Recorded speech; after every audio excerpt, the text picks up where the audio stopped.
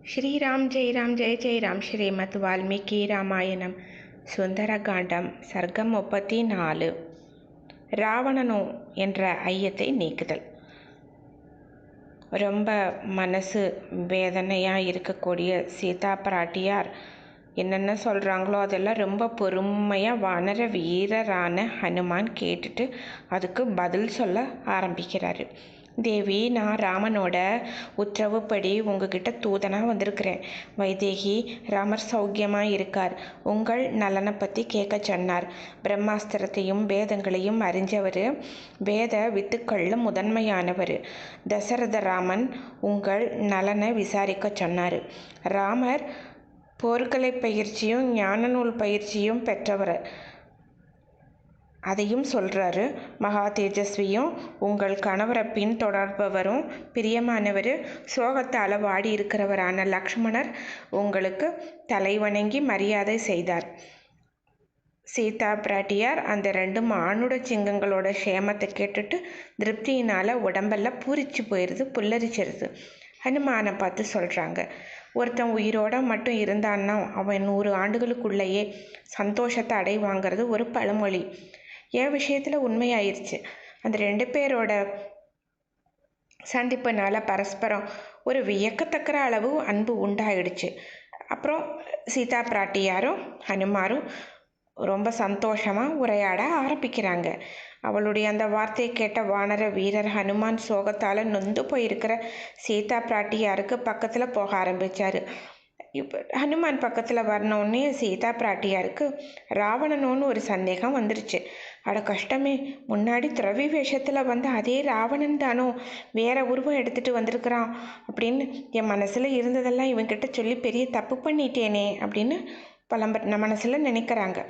சோகப்பிடியில் சிக்கி தவிச்சிட்டு இருந்தவங்க அசோக மரத்தோட களையை விட்டுட்டு உடம்பு அவயங்களெல்லாம் மறைச்சிட்டு அங்கேயே தரையில் உட்காந்துட்டாங்க. பயத்தில் மனசு கலங்கி துயரத்தில் இருக்கிற ஜனககுமாரியை தோல் வலிமை இருக்கிற ஹனுமான் வணங்குறாரு. பயத்தால் நடுங்கினவங்க மறுபடியுமே ஹனுமாரை ஏறிட்டு பார்க்கல. வணங்கிக்கிட்டு இருக்கிற ஹனுமானை பார்த்ததும் நிலாவை போல ஒளி வீசுகிற முகம் இருக்கக்கூடிய சீதா பிராட்டியார் நீளமாக ஒரு பெரிய மூச்சு விட்டுட்டு இனிமையான குரலில் சொல்ல ஆரம்பிக்கிறாங்க. மாயாவியான ராவணன் தானே நீ? மாயையை ஏற்றுட்டு குரங்கு வடிவத்தில் வந்து எனக்கு ரொம்ப கஷ்டத்தை கொடுக்குற. இது உனக்கு நல்லது கிடையாது. உன்னுடைய சொந்த உருவத்தை விட்டுட்டு துறவி வேஷம் போட்டுட்டு வந்து ஜனஸ்தானத்தில் வந்து என்னை தூக்குனேன். நான் பார்த்தேனே, அதே ராவணன் தானே. நீ விரும்பின மாதிரி உருவம் எடுக்கக்கூடிய ராட்சசன். உபவாசத்தினால மெலிஞ்சு நொந்து சோகத்தில் வெந்துட்டுருக்கிற என்னை மறுபடியும் கஷ்டப்படுத்துகிற. இது உனக்கு அழகு கிடையாது. இல்லாட்டி நான் சந்தேகம் பண்ண மாதிரி நீ இல்லையோ, நீ ராவணன் இல்லையோ? உன்னை பார்த்த உடனேயே என் மனசில் ஏன் மகிழ்ச்சி உண்டாகுது? நீ ராமனோட தூதனா இங்கே வந்திருந்தீன்னா உனக்கு மங்களம் உண்டாகட்டும். வானரோத்தமனே, எனக்கு ராமகதை ரொம்ப பிடிக்கும். அதை திருப்பியும் ஒரு தடவை சொல்லுன்னு நான் உன்னை வேண்டி கேட்டுக்கிறேன். வானரமே, என்னுடைய பர்த்தா ராமனுடைய குணங்களை சொல்லு. பண்பாளனே, ஆற்றங்கரைய ஆற்று வெள்ளம் கரைக்கிறது மாதிரி நீ என் மனசை கவர்ற. ஆஹா, கனவு தான் எவ்வளவு சுகமாக இருக்கு. ரொம்ப நாளுக்கு அப்புறம் ராகவணனால் அனுப்பப்பட்ட வானரத்தை பார்க்குறேன். சொப்பனத்திலாவது வீரரான ராமனையும் லக்ஷ்மணனையும் பார்த்தேன்னா என் துக்கமெல்லாம் தீர்ந்து போயிடும். ஆனால் கனவு கூட எனக்கு எதிரியாக இருக்குது.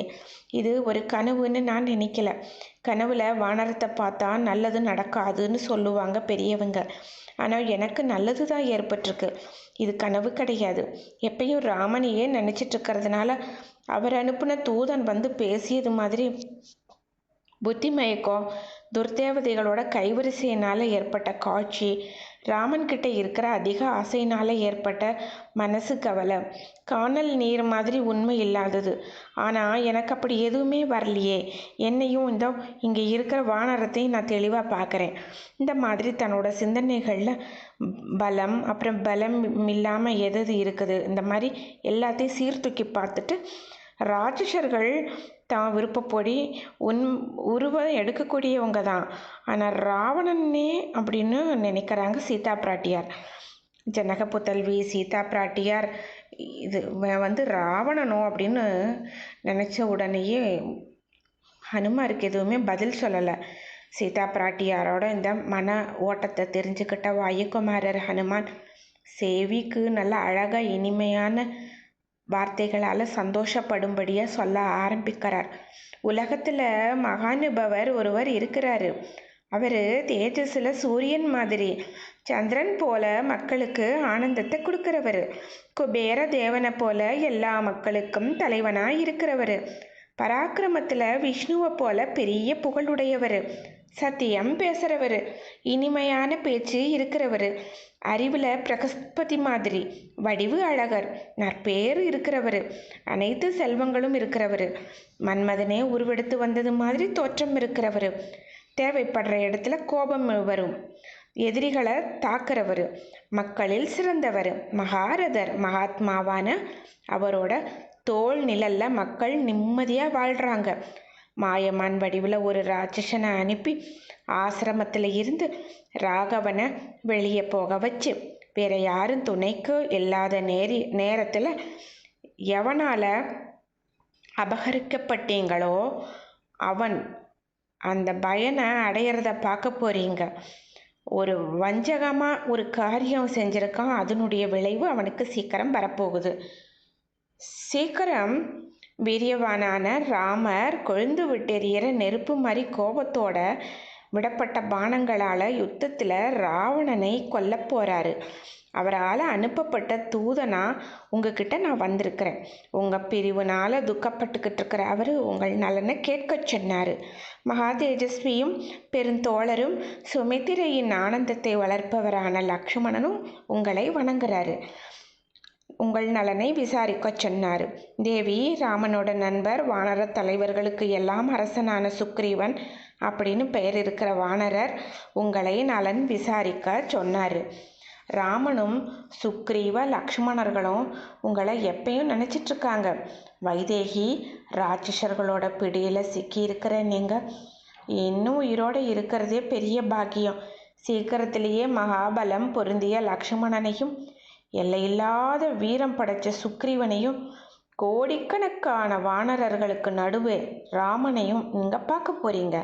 நான் சுக்ரீவனுடைய மந்திரி, ஹனுமான்னு எனக்கு பெயர். நான் ஒரு வானரன். பெருங்கடலை தாண்டி வந்த இலங்கை பட்டணத்துக்குள்ளே நுழைஞ்சேன். கெட்டவனான இந்த ராவணனோட தலையில் காலை வச்சு பராக்கிரமத்தை அடைஞ்சு உங்களை பார்க்க நான் வந்திருக்கிறேன். நீங்கள் எப்படி என்ன நினைக்கிறீங்களோ நான் அந்த மாதிரி ராவணன் இல்லை. இந்த சந்தேகத்தை விட்டுருங்க. என் பேச்சில் நம்பிக்கை வையுங்க.